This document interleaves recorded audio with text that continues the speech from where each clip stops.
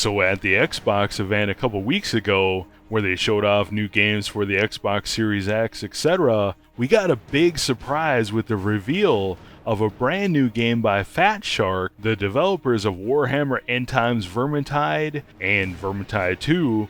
Well, anyways, they're doing a new game set in the 40K universe called Warhammer Darktide. Hey guys, this is Chris with B&B Gaming. Welcome back, and I hope you're doing amazing today.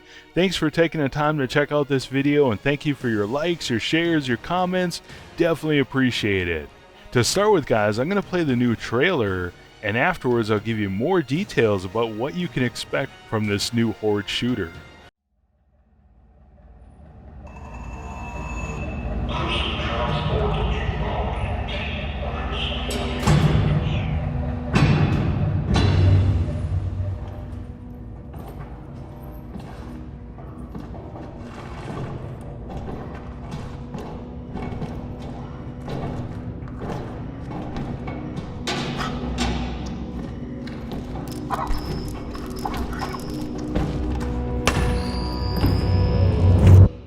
My Lord Inquisitor, I've reached a term of prime and begun our investigations. Our recon squad has been sent into sub-level 6 of the Hive to determine the full extent of the unrest. I'll know more when they make it back.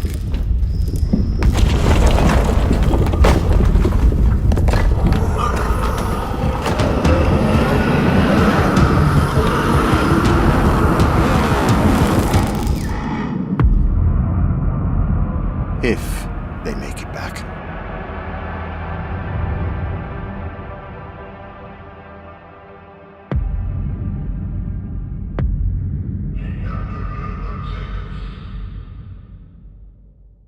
So to start with, guys, what exactly is Warhammer 40K Darktide?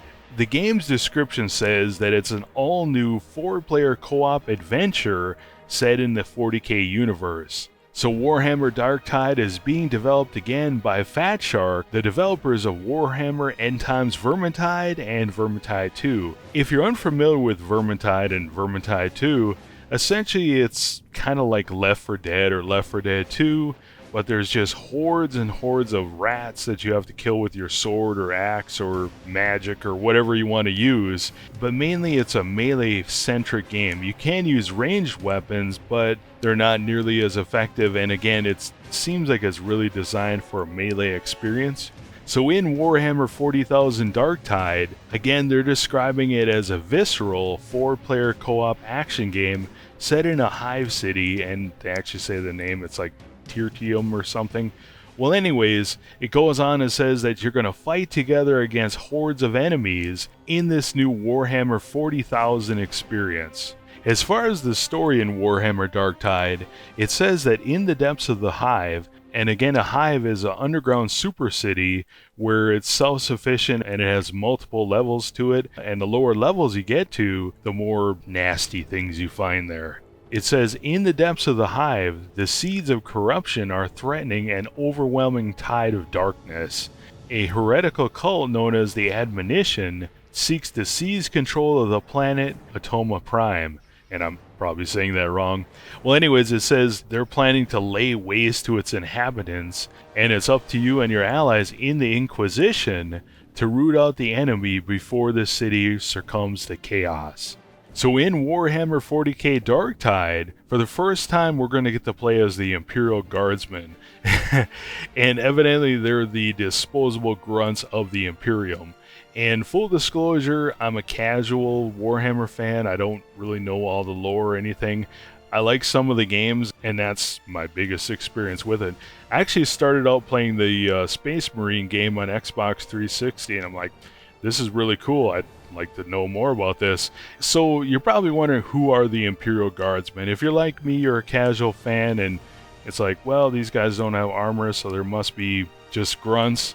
Well, anyways, I found this speech by Staff Sergeant Vermick of the 12th Cadian Shock Regiment, And I'm assuming this is the speech he gave to new recruits when they joined or were conscripted into the Imperial Guardsmen. Well, anyways, he says, "Men, we are the first and last, often only line of defense the Imperium has against what is out there. You and that fine piece of Imperial weaponry you hold in your hands is all that is keeping humanity alive.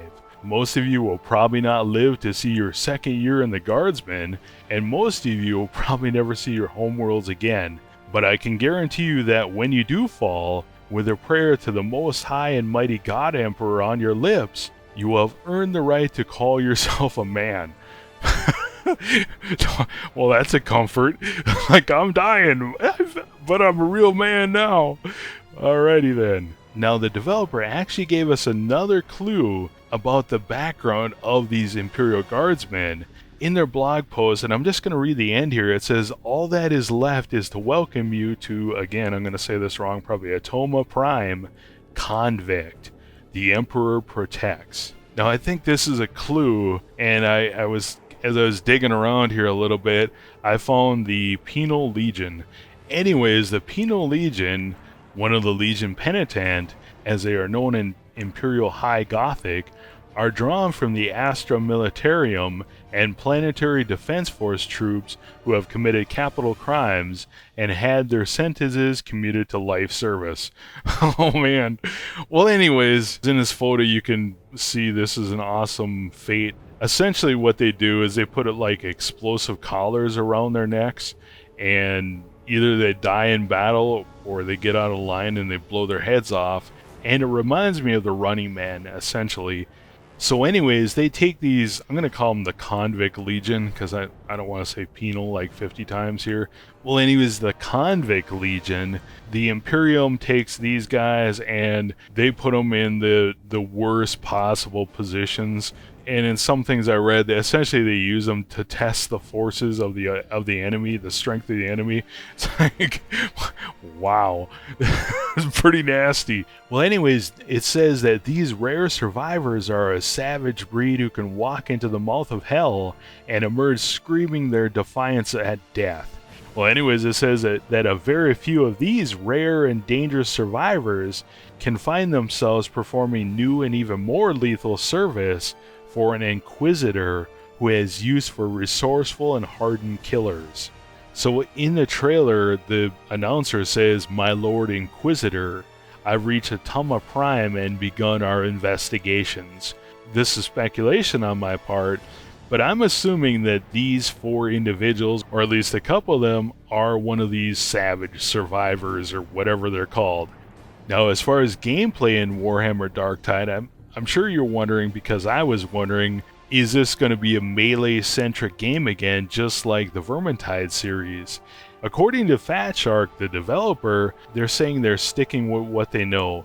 A co-op game first and foremost, with the same tight melee combat that only are we proud of, but also that we're known for. However, we'll be giving range combat more complexity of its own to really bring it up to par with the hands-on stuff. Our hope is that we can really deliver on some truly hybrid combat that is both accessible yet boasts a high skill ceiling, offering the same opportunity for mastery regardless of whether you got a lasgun or a chainsword in your hands. And in another interview, they were asked about gameplay, and they said that players are not going to be able to hide behind lethal ranged weapons, and that we'll need to be able to combine both ranged weapons and melee skills as they get close and personal in visceral clashes between Imperium and Chaos forces. Now, you're probably wondering, how is co-op going to work in Warhammer Darktide? And Fatshark said, when it comes to the co-op, expect a similar 4-player experience that encourages you to work with your friends or maybe new friends that you just met. So as far as location goes, we're going to be going to the Hive City Tertium, and I'm probably saying that wrong. Now, as far as hives go, according to the article I read, it said that hives are massive underground self-sufficient super cities, and that basically people can live, work, and even die in hives without ever seeing the sun. Now, in the lower levels of these hives, they tend to have mutant and demon problems, and since the Imperial Guardsmen are heading toward sub-level 6 in the trailer, that's exactly what they're going to face. Now, since the trailer's narration addresses Lord Inquisitor, it's fairly obvious that the protagonists serve the Imperial Inquisition. Now, the Imperial Inquisition evidently is a secret organization that roots out demon worshippers, alien-human hybrids, and everything else that threatens humanity. Now, in terms of enemies, we can see at the end of the trailer and in some of these screenshots, we're going to be facing what they call poxwalkers, basically zombies, which are associated with the demon god Nurgle, is going to be the main antagonist or enemy in this game. As far as early access and a demo, they're saying that we're going to have plenty of opportunities to get hands-on with Darktide before the release, and they're also saying that there's going to be more reveals and testing opportunities to come. Now, as far as what platforms it's going to be on, it's been announced for Xbox Series X and PC, and you can wishlist it on Steam right now. Now, you're probably wondering, is it going to be coming to PS5?